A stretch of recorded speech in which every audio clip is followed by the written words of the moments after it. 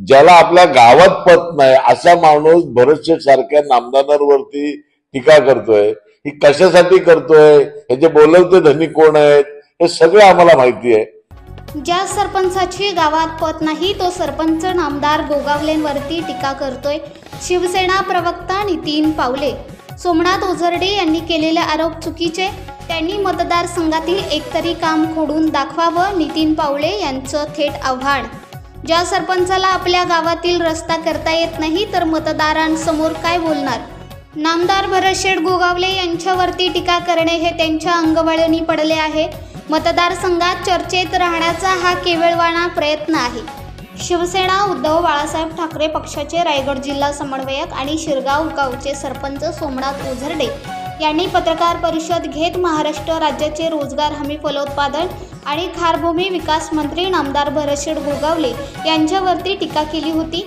या टीकेला शिवसेना दक्षिण रायगड जिल्हा प्रवक्ता नितीन पावले यांनी सडेतोड उत्तर दिले असून ज्या सरपंचाची गावात पत नाही तो सरपंच मंत्री भरतशेठ गोगावले यांच्यावरती टीका करत आहे. ज्या गावचे सरपंच आहात त्या गावचा 8-10 लाखांचा रस्ता आपल्याला करता येत नाही.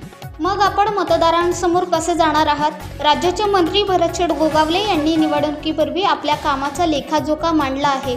यामध्ये 3.5 ते 4 हजार कोटींचा विकास केल्याचं पुस्तक छापले आहे. यातील एखादं काम तरी खोटं ठरवून दाखवावं असं थेट आव्हान नितीन पावले यांनी शिरगावचे सरपंच सोमनाथ ओझरडे यांना करत. सोमनाथ ओझरडे असा एकमेव सरपंच आहे की त्यांना गाववाले कोणतेही निमंत्रण देत नाहीत. मुळात सोमनाथ ओझरडे सरपंच झाले हेच गावकीला फसवून झालेले आहे. असा माणूस भरतशेठ सारख्या नामदारांवरती टीका करतोय हे कशासाठी हे आम्हाला माहीत आहे आणि त्यांच्या पाठीमागे बोलवते धडे कोण आहेत हेही आम्हाला माहीत आहे. त्यामुळे ओझरडे करत असलेली टीका ही सर्वस्वी खोटी आहे असे पत्रकार परिषदेत नितीन पावले यांनी सांगितले. यावेळी शिवसेना महाड शहर प्रमुख डॉक्टर चेतन सुर्वे, महिला आघाडी महाड शहर प्रमुख विद्या देसाई, युवा सेना महाड शहर प्रमुख सिद्धेश मोरे, ज्येष्ठ शिवसैनिक नितीन आरते, रोहन पवार इत्यादी उपस्थित होते. Bureau report Swaraj live Mahad Raigad. मुळामधला तू तिथला सरपंच आहेस. तुला जर का तुझ्या गावातला 5-10 लाखाचा रस्ता करता येत नसेल तर तू मग मतदारसंघावर काय बोलू शकणार. तुला जर प्रशासनाचं एवढं जाण आहे, प्रशासनाचा एवढा अभ्यास आहे तर तुला अनेक कुठल्याही हेडमधनं तुला तो रस्ता करता आला असता. तुझी मानसिकता आहे का ती रस्ता करण्याची हा महत्वाचा मुद्दा आहे.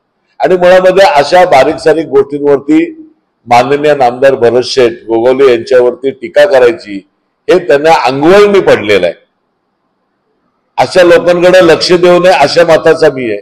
पण समाजामध्ये चुकीचा मेसेज जाऊ नये म्हणून आपल्या माध्यमातून नामदार भरतशेठ गोगावले यांनी जी केलेली कामं आहेत त्याचा आम्ही अनेक वेळा पाढा वाचलेला आहे, नामदारांनी वाचलेला आहे. आज महाड शहरामध्ये 121 कोटीचं भुयारी गटाराचं काम सुरू झालंय. जवळपास 3 किलोमीटरचं काम झालेलं आहे. तसं नळपाणी पुरवठा जी 65 कोटीची नळपाणी पुरवठा आहे तिचं काम सुरू झालंय. महाड शहरातील 100 कोटीची म्हणजे 94 कोटीची जी डीपीतले रस्ते आहेत ती काम सुरू झालेली आहेत. हे अशी कामं सुरू झालेली आहेत आणि ज्या वेळेला त्याची उद्घाटन होतील त्यावेळेला पण आम्ही तुम्हाला बोलू. फक्त मी लोकांना सांगेन की अशा पद्धतीचे चुकीच्या अफवा पसरवण्यावर आपण विश्वास ठेवू नका.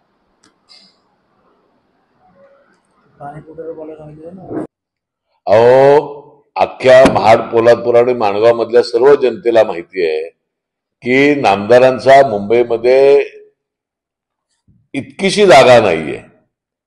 आता त्यांनी स्वतः जाहीर भाषणात सांगितलं की खारघरला सगळ्या आमदारांनी मिळून एक जागा घेतली होती, तिथं सगळे आमदार मिळून बांधकाम सुरू आहे त्या जागेत. त्याच्यामुळे त्याच्या व्यतिरिक्त मुंबईमध्ये त्यांची कुठेही जागा नाही. बरं ह्याचा जो शोध लागला होता, तुम्ही ज्या सरपंचांचं नाव घेतलं त्यांनी पहिलं स्वतःकडे बघावं. मी त्यांना म्हणणार नाही की त्यांची कुठं मुंबईमध्ये प्रॉपर्टी आहे का अजून कुठं प्रॉपर्टी आहे. पण मुळामध्ये जो सरपंच आहे हा एकमेव सरपंच असा आहे की गाववाले यांना कुठलंही निमंत्रण देत नाहीत. कुठलेही कार्यक्रम असू दे, त्यांच्या गावामधला कुठलाही एखादा प्रसंग असू दे, ते कधीही या सरपंचांना निमंत्रण देत नाहीत. मुळामध्ये यांनी जे सरपंच झाले तेच गावकीला फसवून झालेले. आणि त्याच्यामुळे अशा लोकांकडे फार लक्ष न देणं हे निश्चितपणे आहे. पण त्यांनी केलेली टीका ही सर्वस्वी खोटी आहे. आपण पाहताय महाराष्ट्रातील वेगवान न्यूज चॅनल स्वराज्य लाईव्ह.